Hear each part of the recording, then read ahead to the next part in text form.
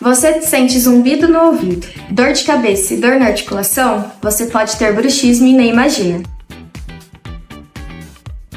Eu sou a doutora Isabela, dentista aqui na clínica Dr. Simão, e hoje eu vou te falar um pouco sobre o bruxismo.